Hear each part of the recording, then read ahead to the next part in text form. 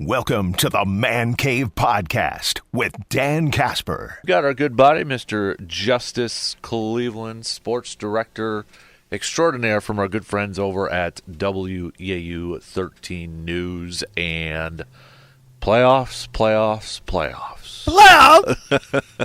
Thank you, Jim Mora. Thank you. We got a busy weekend coming up for you guys here, too. One of the busiest on the calendar, I would say, for you guys. Yeah, I think this is the busiest, definitely of the fall season and maybe of the year. It's just one of those that it's state cross country. Have you golfed the Ridges, by the way? I've never golfed it. No, I've walked it. Yeah. Plenty of time, and I've been there for golf, like sectionals and, obviously cross country a few times there. But right. I just sit there and like they walk by a bunker and I'm like, how would I play this? I should just bring a pitching wedge. You should. In between races, I'm sitting over there pitching. And I don't think anybody will notice or mind at that point. So might be a little cool. Just tell Todd, who's the owner over there, that Dan says hi. Okay. So then he'll let if you I go see there. him. Yes. Yeah. A lot of has humanity. No idea what he remembers. So over there, but. You got that coming up this weekend. What you said, soccer's going on too? Yes, the soccer sectional finals. That'll be on Saturday morning. We got Memorial playing really good soccer right now. We got a big win over Wisconsin Rapids in the regional final, and now they'll face Hudson. They're right every year. Yep. Third time between them. They got the win in the last matchup. I believe it was a draw the first matchup. So that one that'll be on Thursday. Okay. The sectional semifinals are all on Thursday. Okay. Then you have volleyball. I mean, we got a lot of good teams still battling for volleyball. Eau Claire Memorial, hats off to them. They topped North to get the regional title in Division I. They'll face River Falls. Right now it's scheduled at Wausau East. I'm hoping because Hudson, like 3 of the 4 teams, all the teams are west of Wausau East. So, WIA, if you really want to move that sectional semifinal somewhere closer to us, we would prefer. D2 Altoona, Paris Cooley. I mean, great coach at North for all those years. Moves over to Altoona here and has them battling for a sectional semifinal against St. Croix Falls. Division III, and this one's going to be a fun matchup. McDonald, perennial state team, taking on that upstart Barron team that has been the real deal up there. They'll battle at Barron. So that one will be a fun one to really see who can come out. McDonald, a little younger team. They lost a lot of the players that had gotten them to those state teams, but that's such a factory of volleyball there. So, right. So this will be the biggest test Barron's going to face up until, by the next round. But I mean, up to this point in the season, I mean, that's going to be huge. Regis getting the regional final in Division IV, so they will take on Webster. They have to travel up to Webster there on Thursday. CFC and Loyal will battle as well in Division IV. D5, Emmanuel just keeps on rolling. Just a great group of girls over there at Emmanuel that's been playing some great volleyball. They'll take on Prairie Farm. They'll host, and then Gilman will head off to Marshfield Columbus Catholic. So that's your volleyball right there. And then in soccer-wise, like I said, Hudson Memorial, you got River Falls, Marshfield, and D2, D3, Osceola. And it's Rice Lake every year. No matter what happens in the regular season, you get them in the playoffs. That team makes a run, and they have a chance again. And then Cumberland and Northland Pines. So, yeah, I mean, it is going to be a busy, busy Saturday to see what those teams all on Thursday advance to those finals there on Saturday. Man, yeah, that is a lot of stuff going on. We haven't even gotten to football right now. Yeah, I was going to say, that's the first day. Yeah. So we had our first round of the playoffs in, and, just kind of going through – in the order here, Division I, in the immediate area, we don't really have anybody left, with Chi-Hi falling to Middleton. And then Hudson, for the second year in a row, is a high seed, falling in the first round this time. Because last year was against Chippewa Falls they lost to. So, yeah. And then they fall to DC Everest 50-21.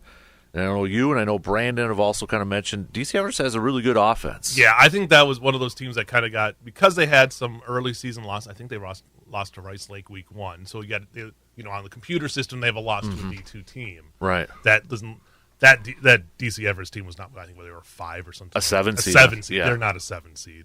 But good for them, because they're just going to keep on sneaking up on people. And Hudson's a good team, but I think Hudson probably saw that like, oh, man, this is not a first round opponent for level 1 opponent that you want to see, and DC Everest showed why. So yeah, D2 wise, we have New Richmond continuing to run and showing why they were ranked top in the state in the top 5 in the state for Division II. They also host Holman coming up in the next round. Rice Lake, defending D3 champs, get their intro to D2, get the win. Now we'll take on Monona Grove. They're playing the Madison teams on their way. And if they win that, we potentially might have a new Richmond-Rice Lake matchup. A rematch there from the Big Rivers. So that would be fun. Division III, Baldwin Woodville's been playing great football, and they all meet up against Ellsworth, so kind of a nice little regional battle there in D3. D4, Stanley Boyd getting the win. I think they're one of those teams that kind of got slighted in the seeding because that lost to a Regis team. I don't understand how they slipped down there, but now they have to go on the road to take on Northwestern. But I wouldn't put any money. You can't put money. Don't put money against these. But figuratively speaking, don't put money against Stanley Boyd. That team is great. I mean, it's going to be a fun matchup against Northwestern. Division 5, and we were talking about it off air. I mean, what a battle between Fall Creek and Regis. Fall Creek took Regis all the way down, had them on the ropes. Division 6. In Division.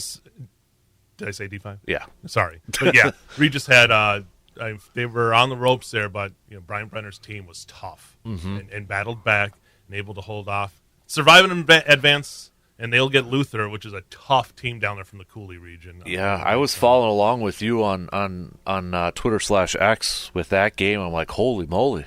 Yeah. That would be a big-time win for Fall Creek if it went through. Oh, and it went down to the last second. It was right there. Heartbreak for the Fall Creek kids, but again, hats off to Regis for battling back, and they were down 20-8, if I'm not mistaken, was the score, and to come back and get the win. That's one of those that a lot of times they haven't been tested in early rounds. Just from my years of covering, and for that test, that can build up some muster there for the rest of the playoff run. Right. You got Mondovi Grantsburg. Could have another Regis Mondovi matchup, maybe. Yeah, if it works out that way. Mondovi, they lost that final game to Fall Creek. I think that's where we saw Fall Creek kind of turn into. I saw them first week of the season until that was an evolution of that team. But Mondovi came back and just put a whooping on in the level 1. Now got a tough team in Grantsburg every year. The fighting Leo Chanel. Really quick to Fall Creek because it was first year coach Marcus over there too, right? Longtime assistant. You gotta. I think they gotta feel really happy about maybe where the next couple of years with this, right? And Tyler Mickelson was there in the crowd. I think he was probably cheering as loud as anybody. As former coach watching those because all those kids were right when he was. So it was kind of fun to have him there. I mean, it was a great atmosphere. It was fun. That's what playoff football is all about. And go down to the last second there. You got Glenwood Spring Valley. That'll be a good game. Glenwood with the upset there in level 1. Spring Valley, Dunn St. Croix. And then speaking of the Dunn St. Croix, we got a great battle. It'll be Pep and Alma versus Boyceville. Yep. That should be a fun one. Yep. I look at that matchup there. That's going to be two teams that are just. I don't know. It's the Andre the Giant Hulk Hogan matchup there in my mind for level 2. That's a big matchup you're going to see. Yeah. There. It just tells you with the Dairyland how stacked on top that Pep and Alma's. And that matchup's already happening with Boyceville. And then speaking of the Dairyland, CFC, we'll get Potosi as well. And then we get the 8-player, and a lot of people calling this one maybe one of the de facto state championship game, McDonald and Owen Withy. At Owen Withy. Yep. So big battle there. That is a huge, and I believe Owen Withy got the win in the regular season matchup. So you got it's hard to beat a team 2 times in a row. So that one, and then Clayton, who just got into the playoffs but showed why they got the win, and they'll take on Northwood Solon Springs too. So. And that's really if you go by seeds, if you even want to call it the only upset, because otherwise it's all 1s and 2s, and Clayton was a 3 seed. But it's still, so hard, and it's gonna be really hard to seed those 8 players. I was asking Brandon about this, kind of because it was so it's limited. But there's so many good teams. It almost feels like it's the college football playoff. Yeah, where some good teams get left out of it. Yeah, and I think as more teams add, they'll expand that playoff. Yeah. But, I mean, what a matchup to have. We were talking about that, the Pep and Alma Boyceville matchup for 8-player, that McDonald-Owen Withy. That's going to be a good one to see. If you want to go check out an 8-player football game, that would be a good one to go check out. That's at Owen Withy, and, the Blackhawks are, Thorpe made their run to state last year. Now it's Owen Withy just down the road trying to keep that doing. Keep the 29 streak going there. Exactly. But McDonald obviously would be 29 too. Yeah. There we go. Keep the 29 thing going there. Exactly. Yeah, so either one, we got the 29 streak going. Yep. Man. Yeah, that'd be a fun one. And McDonald's been playing great football, putting up a lot of points, and Owen Withy obviously has the whole season. So I know McDonald's now has it circled and said, okay, this is our chance for the revenge game and keep it going towards state. So it'll be fun. Exactly. So that's the prep side of things. We had the War on 94, Battle of 94 with football. Stout able to pick up the 42-24 victory over the Blue Golds. I mean, Stout's got to be one of the, in a good way, one of the more surprising teams in the WEAU so far this year, right? You see where they were picked, preseason-wise towards the bottom, and to be 3-1 and tied for first place. Yeah. You have a chance. You keep it going here. I mean, they're going to have, obviously, UW Lacrosse comes in, and Lacrosse had those 2 early losses, which were all last-second losses, but then came back and beat River Falls this week, and it's starting to catch some momentum. I mean, that WIAC championship, it's up for grabs for, you have 3 teams at 3-1, and one of those teams is Stout. So Stout, I mean, this is a huge game for them. I'm looking at their schedule. So they, second week they beat Dickinson, who was 16th at that time. Yep. They beat Whitewater, who was 8th at that time. They took number 11 River Falls to overtime and fell. But you're right now, this schedule, and 2 of 3 are at home: Lacrosse, Oshkosh, Platteville. Yeah. That is a tough finish here, but a good test all for them, ranked too. teams. Yep. And so I mean, they know it. Clayton knows they have to earn it if they want to, get up into the playoffs. And if you can you take 2 of 3 of those, you definitely have a shot. Yeah. Not even just you might not win the conference, but if you're looking at that as the selection, okay, that team's beat this many ranked opponents. Exactly. So, yeah, I mean, let's see what Clayton's team can do. Again, that lacrosse game. Speaking of big matchups, we've been talking, that's another big football matchup there. Yep. And then, Blue Golds will try to play spoiler against an Oshkosh team that's been. And you want to talk about tough remaining schedule? It's Oshkosh, it's Platteville, and it's Whitewater. Yeah. That's a tough finish there, too. And obviously, if you coach Erickson, you want to get some wins against these teams and just show where your program's going. So, and I think if you're Stout, you're cheering for the Blue Golds to get the win over Oshkosh, because that you create some more chaos there in the top of the standings there. So, I think if you can shore things up a little more defensively, the offense. I mean, with Garside's getting close to the reception yard record, he's right there on it. Harry Rubidoux is right there. He's like top 4 now touchdown passes. Yards wise, I'm not sure. So you have 2 guys that are, going to be one of your all timers. Right. And they put up, I think Harry had 398 yards passing. Isn't it interesting? Kind of fun to see the trend. A couple years ago it was a lot of run heavy, and now it's like kind of an aerial attack a little bit. And that speaks to the credit, I think, of Harry too. Yeah. For kind of adapting to that. And we'll hear, I'm sure you just get off to a bad start against Stout, and that pretty much doomed you. That's such a good offense over there. Moen having 5 touchdown passes. Yeah. And then Corcoran, 3 touchdown receptions. He had a Randy Moss day where he was like 3 for 131. Right. Touchdowns. So, yeah, you fall into a hole like that, it's tough. But that Blue Gold team's got the talent. And again, this is it's a stepping process of getting there. And, yeah, with these last 3 games, this is very much going to be let's show what we can do against some of these really tough opponents. Right, exactly. And I know they're kind of getting, not only football, but the other fall sports are starting to wrap up. Volleyball's got a big one going up against Oshkosh later this week, too. Sneaked into the top 25 this last week and got, 2 wins to close out the McPhee Center. Yep. Which I didn't forgot that. I mean, because it's so nice looking now, but the McPhee Center's been there. That's where they've played the whole time. So 50-plus years they've been playing at McPhee. So they closed it down, got the win game 1 against Stout, and then closed it off against St. Olaf. So, yeah, kind of a cool emotional moment there. And they'll be moving to the Sonnentag for – as I was talking with Nick Holven for the Sports Information Booth, like, it's the last scheduled game at the McPhee Center.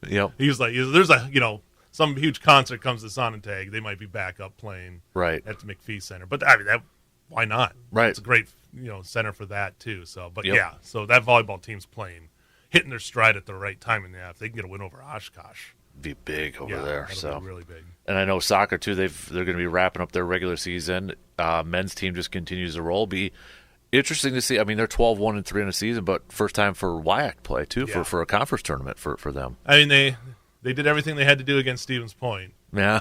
13-0. 13-0. Some guy, I don't know, Nathan Donovan, getting another fifth hat trick of the season. But, yeah, I mean, that team, wow.